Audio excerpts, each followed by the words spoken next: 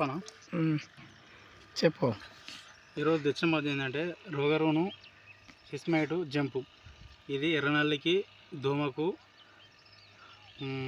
నల్లికి మరియు ఇతర ఏవైతే ఉన్నాయో ట్రిప్స్ దానికి తీసుకురావడం జరిగింది.